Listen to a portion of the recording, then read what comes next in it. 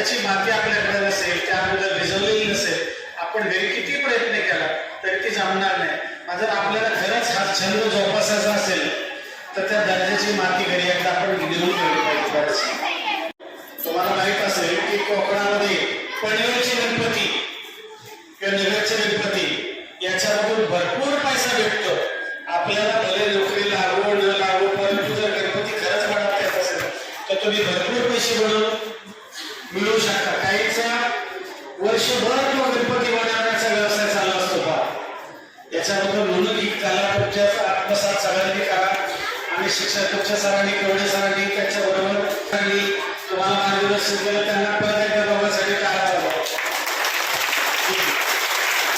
गणदैवताय गणाध्यक्षाय धीमहि गुणशरीराय गुणमण्डिताय गुणेशानाय धीमहि गुणातीताय गुणाधीशाय गुणप्रविष्टाय धीमहि एकदन्ताय वक्रतुण्डाय गौरीतनयाय धीमहि गजेशानाय भालचन्द्राय श्रीगणेशाय धीमहि एकदन्ताय वक्रतुण्डाय गौरीतनयाय धीमहि गजेशानाय भालचन्द्राय श्रीगणेशाय धीमहि.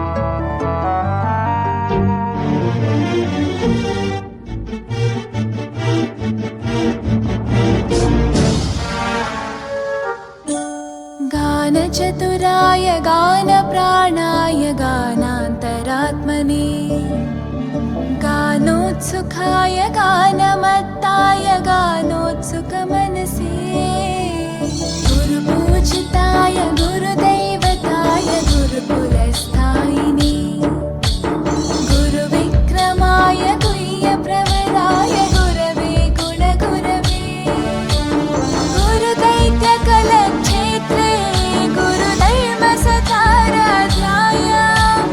गुरुपुत्रपरित्रात्रे गुरुपाखण्डखण्डकाय